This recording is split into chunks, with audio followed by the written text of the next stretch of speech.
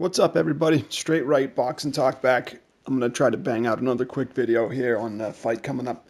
Terence Crawford versus Felix Diaz. Strengths, weaknesses, and how I think Diaz can win this. Terence Crawford, 30 wins, 0 losses, 21 knockouts. Stands 5'8", 70-inch reach. He's 29 years old. Felix Diaz, 19-1, 9 knockouts, 5'5", 67-inch reach, and he's 33. Their last 3 fights, Crawford fought Hank Lundy, technical knockout in 5 rounds back February 27th, 2016. He had a UD win over Victor Postol, 7-23-16. That was for the WBC belt. And then he had an 8th round TKO over John Molina on December 10th. For Diaz, he had a majority decision loss against Lamont Peterson, which was a highly disputed loss, October 17th, 2015. Unanimous decision win over Sammy the Bull Vasquez, July 16th, 2016. Then he had a TKO win in 6 over Morales, December 16th, 2016. Their best wins, Crawford, maybe Gamboa, even though, well, maybe Gamboa, that kind of was one of the fights that put him on the map. Probably the Postol fight for the WBC. It was kind of, a fairly complete fight from Crawford. That was a unification. Had knockdowns, things like that. He also had maps that put him on the fight against Ray Beltran, Ricky Burns, guys like that. For Felix Diaz, he hasn't really fought any world level guys yet. I mean, you could look and say the best guys: Adrian Granados, Gabriel Bracero, or Vasquez. So this is kind of the disparity that we're seeing in them. Not that they're not both good fighters. On to the strengths now. Terence Crawford, I saw him described as a dynamic shapeshifter. I agree with that. I think I'm not quite as high on him as a lot of people seem to be. He's obviously a fantastic fighter, but well, we'll get to it. He's a southpaw. He can fight southpaw and orthodox equally well, so that's kind of one of his strengths too. He stays calm and disciplined when he wants to. He's pretty methodical when he wants to be. He has the ability to back foot box or to stalk his opponent or go toe-to-toe, depending on the circumstance. He fights with intelligence, confidence, and spite, which is a dangerous combination. He has a nasty disposition overall in the ring. That Derry Jean fight at the end where he's like, did you find what you was looking for, or whatever he said to him. I mean, he's an angry little fucking dude, and it shows in the way he fights. He controls distance and the pace of the fight very well. He has great athleticism, reflexes, and instincts, and overall fluidity. He has good speed, good power, good accuracy, hard, stinging jab. He's not afraid to go to war, which you saw in the Gamboa fight as opposed to the Postol fight. He's a good combination puncher and strong overall. He has the killer instinct. The Thomas DeLorme fight is an example of that. He's a 2-division champion. He has good overall movement. Good overall movement and angles. Another thing I noticed is that Freddie Roach was blown away by his speed after the Postol fight and his overall talent. Over to Felix Diaz. He won Olympic gold for the Dominican Republic. He's the only one to ever do that. He's technically a sound southpaw with decent speed and pop. He can fight inside and outside and is a good counter puncher. Uses lateral movement and angles to attack and to avoid being a stationary target. He has a solid chin, constant work rate.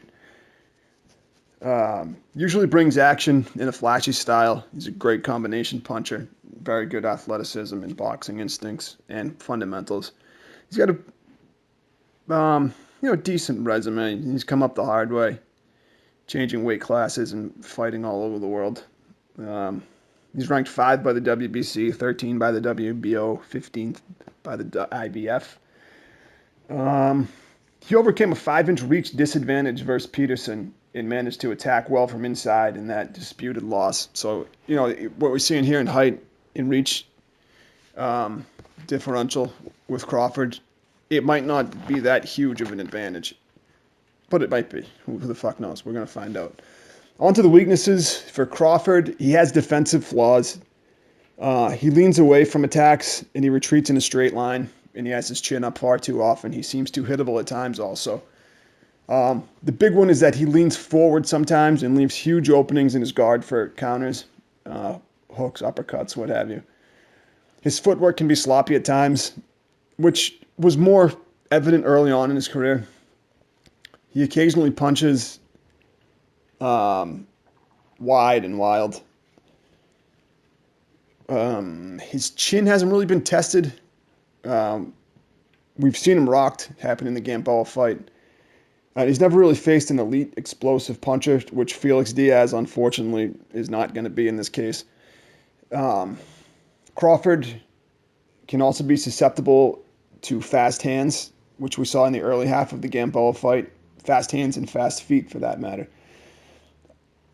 He was overly patient at times versus Postol and failed to capitalize on multiple opportunities when he had him hurt or stunned. So these are minor things, obviously, in some cases.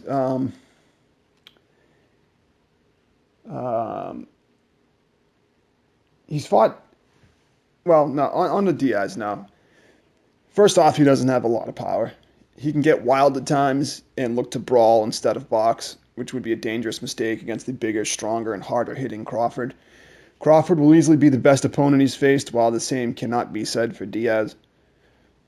Like Crawford, he too can be far too hittable at times. He absorbs too much damage before getting his own shots off.